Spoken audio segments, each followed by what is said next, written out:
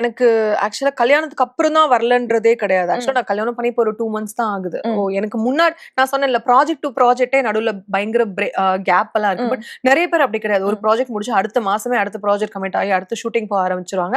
எனக்கு கல்யாணம் வந்து என்னோட லைஃப்ல ஒரு ஆப்பர்ச்சுனிட்டிக்கான ஆப்பர்ச்சுனிட்டி மிஸ் பண்ண ஒரு கல்யாணம் அப்படின்றது வந்து பெரிய பேரியரா இருந்தது கிடையாது எனக்கு. ஆனா எனக்கு வந்து ஆப்பர்ச்சுனிட்டிஸ் மிஸ் ஆகுறதே வந்து நிறைய விஷயங்கள் இந்த மாதிரி புதுசா காம்படிஷன் அதிகமா இருக்கிறனால மட்டும்தானே தவிர கல்யாணம் ஆயிடுச்சு மேபி பிசிக்கலா நீங்க சேஞ்ச் ஆயிட்டீங்க, ஒரு குழந்தை பிறந்துச்சு, நீங்க வெயிட் ஆயிட்டீங்கன்னா ஆப்வியஸா உங்களை வந்து என்ன ரோலுக்கு கூப்பிடுவாங்களோ அந்த ரோலுக்கு தான் கூப்பிடுவாங்க. பிகாஸ் நம்ம லுக் அந்த மாதிரி இருக்குன்னா நம்மள வந்து ஹீரோயினா போய் ஜஸ்டிஃபை பண்ண முடியாது, நம்மள அந்த மாதிரி ப்ரொஜெக்ட் பண்ண முடியாது. பிகாஸ் நம்ம மெட்டபாலிசமாவே சேஞ்ச் ஆயிருப்போம்.